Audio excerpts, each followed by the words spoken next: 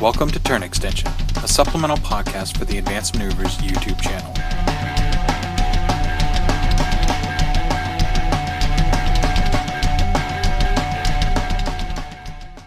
Hey everyone, welcome to another episode of Turn Extension. My name is Tony, or Polar Bear Cub on the forums, and you are listening to another episode in the world of Mark III. Hey everybody, it's Kevin Dowdark on the forums. Devin, Cutthroat Cure on the forums. So I have something I want to discuss today. It's kind of something I've been noodling around, and I wanted to get your guys' opinion on it. Is that back in Mark II, we used to have games, and it was always, for the most part, tournament games were always 50 points. Some people would play 35 if they were quote-unquote new to the game and were trying to learn it, and they didn't want to jump all the way up to the 50. And then you had other variants, like over in the European meta, I think they had like 42 and 62 or something like that, where they had these off numbers that weren't the 50 that were normal. And they had done so because for a lot of them, their metas felt that it was either too little, like they just didn't have enough to have all the pieces that they wanted to play with, so they bumped the points up from 35 to 42 or from 50 to 62, and just to give them more points to play with. Now we're in this new edition, this all-new war, and we are basically at a 75 point level, or at least that's what Privateer Press has basically said. 75 is the new 50. And that's all well and good, and we can discuss later on how 75 isn't the new 50, but I'm noticing a lot of people who are having issues with building that 75 point list, that they're getting frustrated when they get down to the single point levels of their list because it's not enough or it's too little. Is 75 the right value? Is 75 the good spot or the sweet spot for army points, or is it bad or just plain frustrating for people to try and fit into 75? So I really like 75. I like 75 a lot because it's constricting just enough where you actually have to make decisions. Like back in Mark 1, even in Mark 1 was, that was way too far back. Back in Mark 2, I felt like at the end, hey, I could have 50 points, I could have a good balanced list where I wanted everything that I wanted, I could pretty much get in there. 75, it's like I am getting right at that point where, hey, I have this and I really, really, really want to get this in there, but I can't quite necessarily get it, so I need to remove certain models. And what do I really want to do with this army? I think the army becomes more focused. It becomes more specialized. And my counter question is that, are they frustrated because they're 1 or 2 points short? Because at the end of the day, that's what being half a point short of Mark II. Like, is really that 1 or 2 point missing really the thing that's going to break the bank? I know it's quote-unquote leaving points on the table, but I don't know. I think we need to get past that thought process where, hey, leaving 1 or 2 points left over is not a bad thing. Most armies, I think majority of the armies have access to stuff that are 3 or more points. So if there's less than 2, like that's not horrible.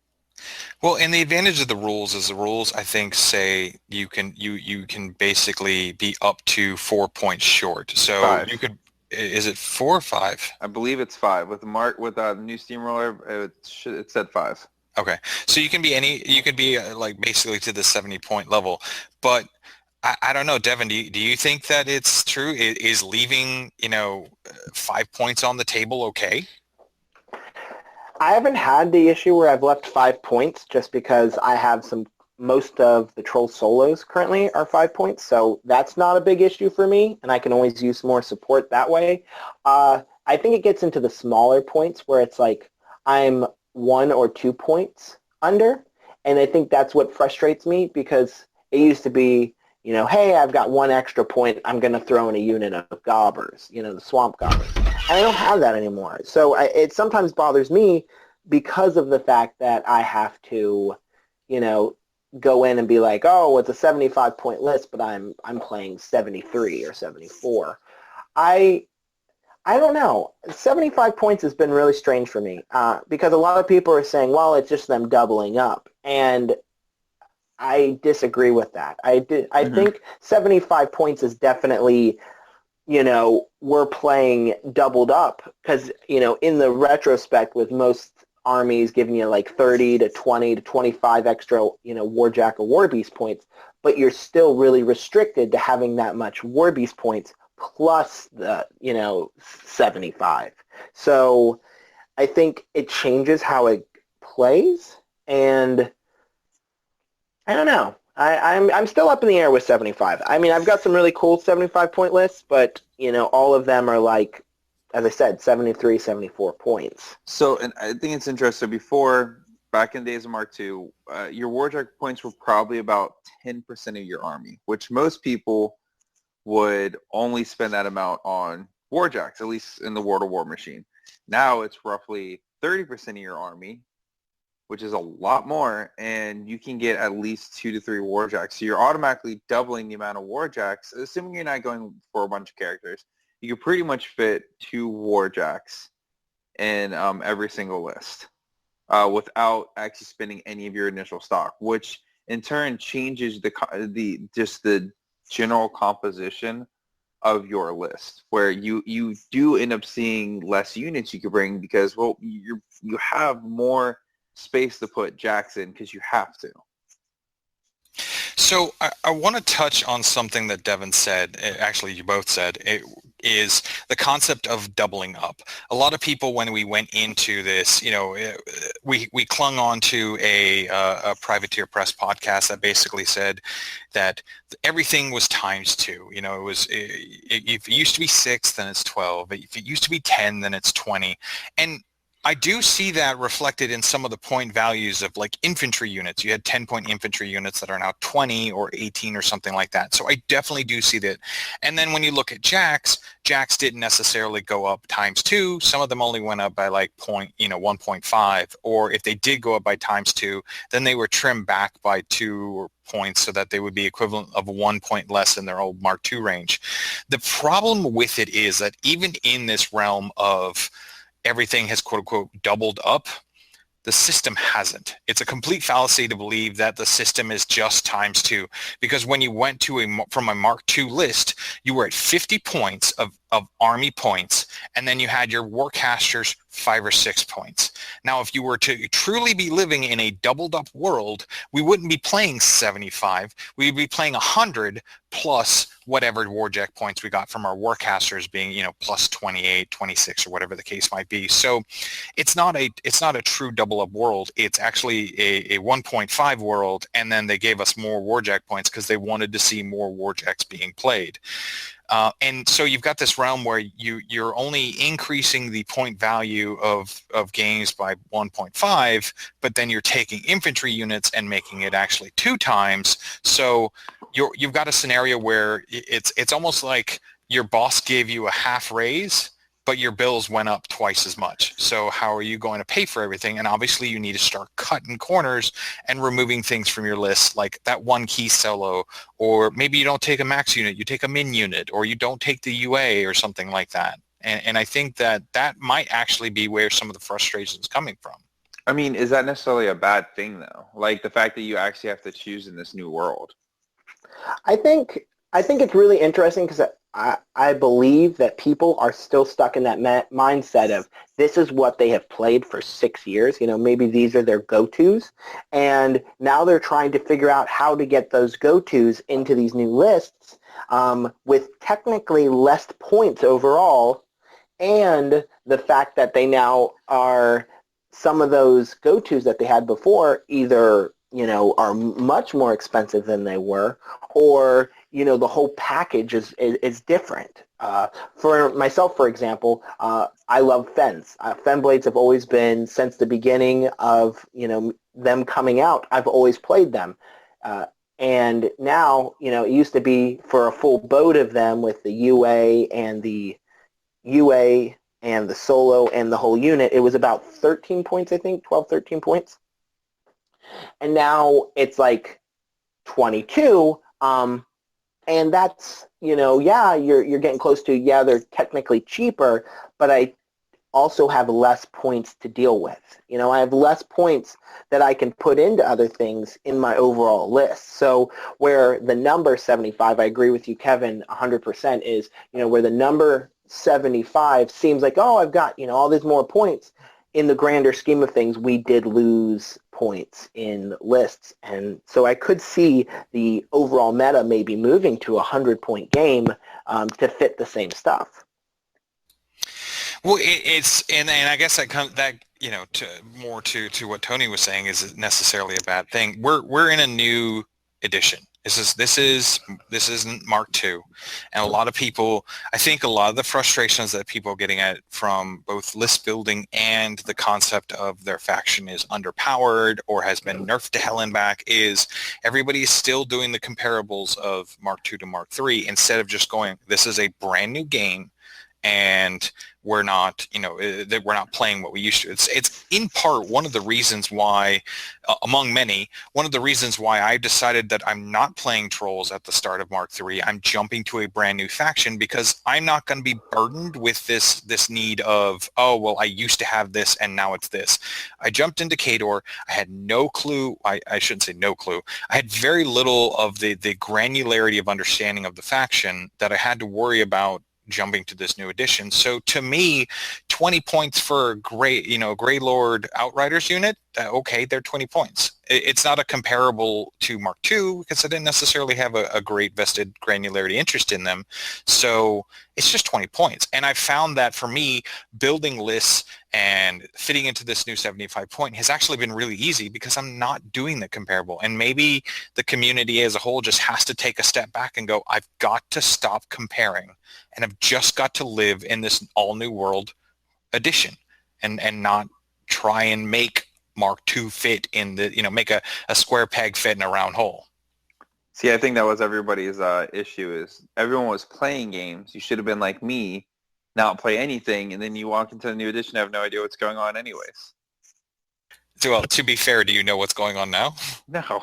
Did you know what was going on then? No, but it just makes me feel like I'm a part of the group now because nobody else knows what's going on. So I'm like, yeah, hey, we're in this together.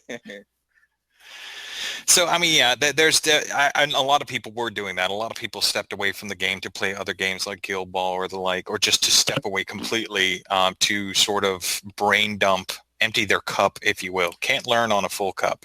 So they tried emptying their cup, and some people that worked for, other people it didn't. Yeah, it's definitely been interesting for me because I am trying new things. Like I'm putting things in my list that I may not have played before, other than the Fenblades, just because I feel like they got better. But it's definitely been interesting. Like I feel like the games are taking the same amount of time, and I feel like I have the same amount of models on the table. It's just sometimes getting your head wrapped around the whole grander scheme of things has just been a little bit more difficult. And I would be surprised to see tournaments go to the 100 points just because with the 100-point game comes a higher death clock. And I don't think that tournaments can take anything more than 2 hours around. I'll say, what is the increased death clock size? Let me check that for you real quick. So come back to me. Okay. So I wonder, we all seem to be relatively okay with the 75, but I wonder what would happen if the meta as a whole, now Privateer Press is going to stick to their guns. They're going to say 75, end of story. But what happens if the meta as a whole turns around, the community turns around and goes, you know what, we're doing 82. We want to have 7 more points so we can fit in that, or we can max out that last unit or something like that. Is that bad? Is a shift of an additional 7 points really going to make the game go super long? So I don't think I think the issue is going to be okay, so if we add this 7 points, what's going to happen to Death Clock? Is Death Clock going to stay the same? If so, that's perfectly fine. But I think as an entire meta, we will only have 82 at local tournaments until June of next year, because they are not going to change halfway through their steamroller. So all major events are going to be at 75 still. Match is going to be at 75. Champions, even Iron Gauntlets, all going to be at 75, and those are not going to change. So it's going to be a huge divide between the competitive players are still going to be pushing that meta, I think, for those tournaments, which I think will be a stronghold to keep it at 75 so they could fine-tune their lists if the expectation is that they're going to go to the national meta scene to play in competitive Warmachine on the national circuit. So the change in clock size from 75 to 100 is 15 minutes per person. So it's an extra half an hour. Which is a lot. That adds, if you're doing 4 rounds, that's an extra 2 hours. That's Yeah. a lot. And when you look at the grander scheme of things, you look at like a national meta or an event at Rock and Load. You know, a lot of those events ran 6 rounds. So you're looking at 6 rounds. You've now added 3 hours? a substantial amount of time, and people aren't going to want that. And when it comes back to, you know, the overall meta possibly saying, hey, let's play a different point level, I think they're going to avoid that just because you have so many people that want to strive to be like that best player. And so looking at being able to participate in any of the big events, you know, if they want to be sanctioned, they're going to have to meet the requirements, and 75 points is probably going to be one of those, you know, requirements. Yeah. Now, on the flip side, what I do think is, hey, we still have the hour long for the 75 point. Adding the 7 points, let's say we say, hey, for all local tournaments, we go 82. All right, so adding 7 extra points. Reality is, because we have the 30% increase with Warjack points, we're probably overall doing less turns, like less minutes within the turn, because you are, instead of activating an entire unit, you're only activating one model to Jack. So you could be cutting down a lot of time. So you could see that maybe come next year, maybe an hour for 75 might be too long, and they might be cutting that down. I'm just not sure. It's still too new in the all-new war. Well, and maybe it's a scenario where the solution is down the pike, where Privateer Press starts releasing. So we've all mentioned that you know, some people get frustrated because they leave points on the table. They've got 3 points or they've got 2 points left over or something like that. And there are options available. So like in Cato, if I had 2 points left over, I'm going to throw on a Gobber Tinker just because 2 points, sure, what the hell. Maybe it's a scenario where some of the solution potential is Privateer Press starts releasing more 3 and 2 point solos to not necessarily be these overpowering, you know, Iris 1, Iris 2 solos, but just this, you know, this 2 point solo of, a single model that allows you to do D3 healing or something like that, or something like that. Something that is not going to be a huge impact. It's not a Weapon Master solo. It's not something like that, but just enough to potentially fill that small little points left over on the table so that people don't feel frustrated at the 70.5 point level. Yeah, I could see that happening. To go back on Tony's thought of the timing, I think they'll stick with an hour. I think we're just going to see a lot of happy TOs that are having rounds complete before the overall clock. You're not going to have those, you know, people are completing super fast games, and then you have that one game that's going to last, you know, 2 hours. I think that one troll game, you mean? Exactly. Yeah. Troll versus Kador. Yeah, the Troll Meat Mountain versus the Kador Man of War Mountain. Yeah, exactly. So I think it'll be good keeping with the clocks just because people are used to it. And I think people are going to develop new uses for the 75, and we're going to see very different lists. I mean, when they said they want an all-new war, they meant it. And that might mean, you know, all new point lists, all new armies, all new changes to the way that you actually play. And I think one of the best ways to do that was to actually say, hey, here's a wrench, you know, into everything. This is going to change it up. So, yes, I can definitely see that, but there's a double-edged sword to that scenario. A prime example of this is when you start messing around with points in a system and you start changing up your formats, you're going to have issues that boil up.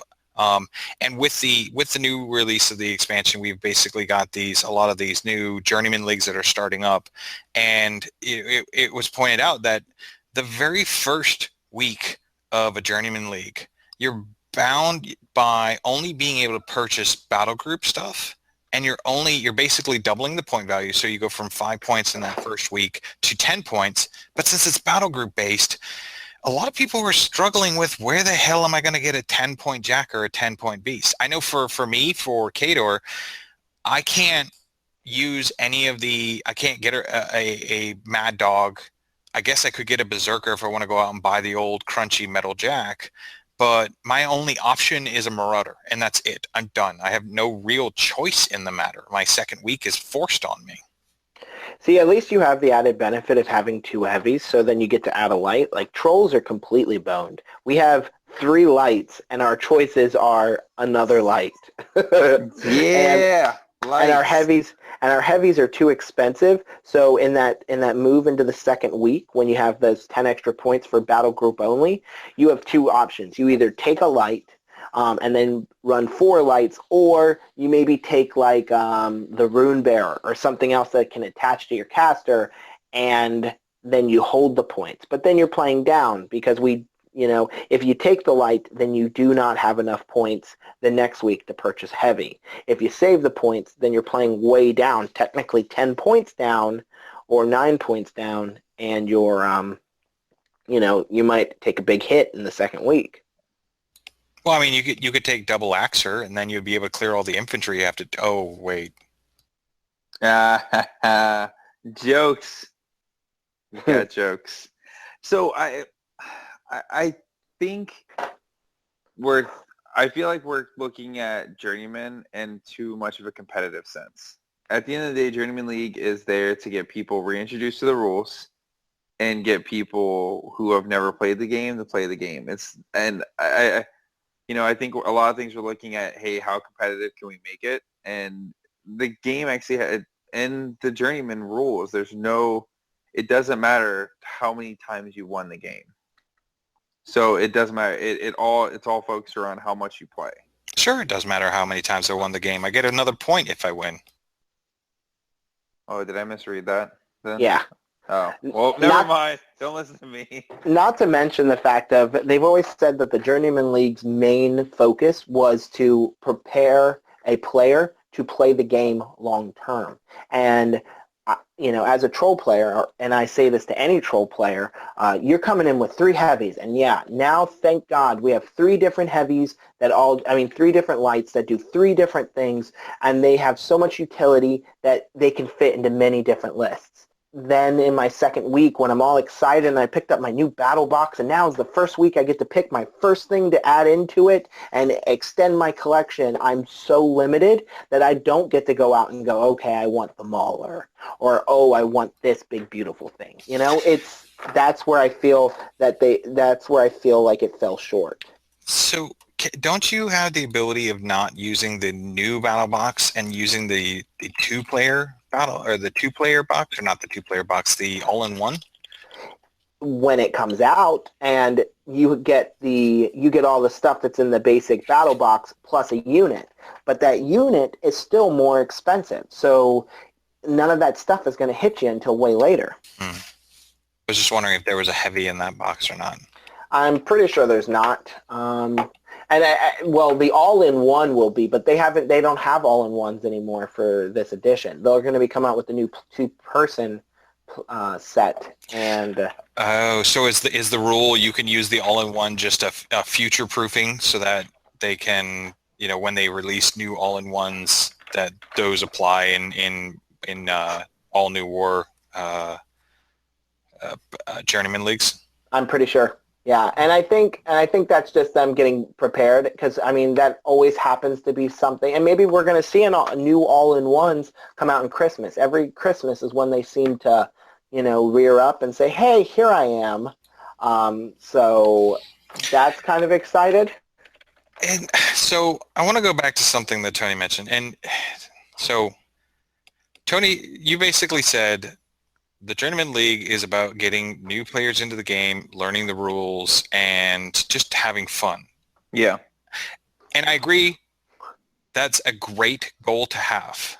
Okay. And I think that a lot of people, like myself and some of the other members of our cast, we tend to always look at the game in that skewed competitive mindset. Like, we're always looking, what's the next combo? What's the next list? What's the next hotness and stuff like that?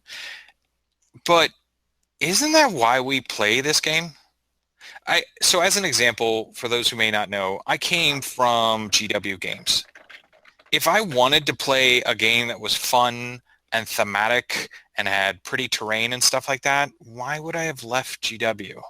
Like, I would probably love the concept of random things happening and my army randomly exploding because it was awesome and thematic and stuff like that. Why do I come to a game with such tight-knit rules and designed for competitive play? Let's not get wrong. Warmachine and Hordes was designed for competitive play.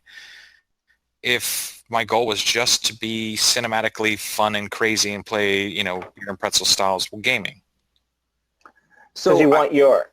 Go ahead. No, I would say I think the reason is because granted, I never played 40K, so I'm not sure how crazy the rules are. But at least like you can build a list that you enjoy playing. You can build a very thematic list, have fun, and still do relatively well. Like, I've always been a firm believer that building your list is only half of the battle. The other half is actually playing it. What it sounds like in 40K, building the list was the entire point of the game. It also depends on which faction you're playing, because that changed, you could be playing a faction and be doing great, and then it could absolutely change the next day with the release of a new, what is it called? With a new book comes out, all of it would change. I agree, but and maybe this is a testament of the concept of.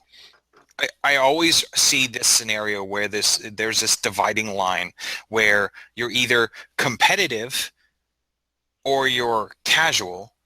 The two don't cross, and competitive players aren't allowed to have fun because they're competitive, and casual players aren't allowed to be competitive because they're casual. And I don't see it black and white. Why is it because I have a competitive list, I'm no longer not having fun? I think it's more or less as whether or not the person you're playing is having fun anymore. And it's all about how you look at the game. You could be a competitive player. I hate to tell you, but any person who has played Tom Wong before in the past have had great games. I know John LeClaire, he has played Tom before, and he was like, man, that was the best game. It was so much fun. And that was super competitive, like almost bloodthirsty. And I just really believe it's really how you look at the game. So and I guess it's, there's a lot of talk about social contracts and stuff like that, and we're way off the tangent of 75 point, is it good or bad or not? But I hear a lot of people talking about social contract. It's a social contract for you to have fun. One of my great friends, John Christensen, Menoth John, is a big advocate for having social contract and making sure that your opponent's having fun. But I have actually been in situations where I am playing a game and the only way for my opponent to have fun is if I basically run my caster forward, dump my focus, and turn around, because if they're not winning, they're not having fun. So why is it my obligation to make sure that they have fun? So I think that's a very different thing. I think having fun in the sense where, hey, are you not playing completely, like, are you being a douchebag? Well, if you're being a douchebag, then your opponent's not having fun. If you are rules lawyering the shit out of a game, that's no longer fun for the opponent. But, I agree with you. I was in a game very similar where I had a couple very, very good rolls, and I was doing very well in the game, and all of a sudden my opponent did not have fun anymore, was not having fun at all, and it became very uncomfortable. And the only real way for my opponent to have fun was for me to lose. And at that point in time, I didn't care because it wasn't a tournament. So I didn't care if I was going to lose or not. So I ended up losing on purpose because at the end of the day, it made it so that individual still had fun. I could have cared less because it didn't cost me anything to lose. But on a normal situation, that's not for you to do in order to it's not your job to lose in order for that person to have fun. If that goes to them being very competitive, and that's not something you can necessarily deal with. Yeah. But don't you think that by doing something like that, you're actually hurting the other player? Because what you're doing to them is you're giving them a false sense of security. They're feeling like they're really good, and they're honestly really not, if people are just letting them win. So then when they actually get to a big event, you start building them up until they get to something like that, and then you have people who care not for their feelings, just smash them down. I think one of the things about Warmachine and Hordes that I like is, the personal growth. Like you start in the Journeyman, you're working it out, you're moving up, you get into these new point lists, and then, you kind of learn a little bit here and you learn a little bit there.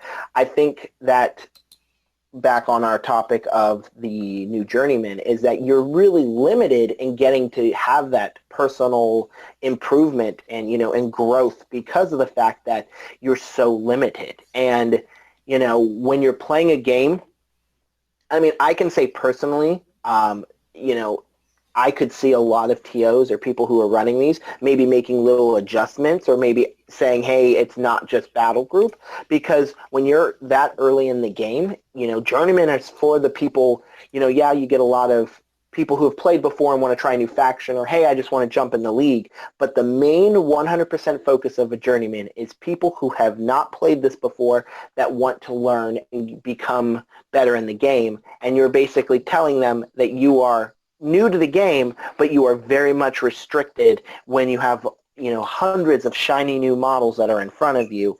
And at such an early development point in the game, it can become something where you feel like you're not playing the right faction, you're not doing good. So I am actually going to pause it at this point because we are over time. I think we have a really good discussion. Those of you guys who are listening, I encourage you to continue the discussion on our Facebook page. But before we finish off, anybody have any last words? I mean, I just want to hear people's thoughts. Like, I would like to see what other people feel about this. I mean, we see a lot of talk on, the different forums and stuff, but I mean, get on there, post in the video below us, let us know what you think. We love to hear people who give us, their opinions and, help us understand better what the larger metas may be thinking. And to those who may think that I'm some super competitive asshole, I will quote a line from one of the greatest bands that never existed: "Be excellent to each other. Don't be a jerk at the tables." All right, guys, that is it for Turn Extension Mark III. Thank you guys very much.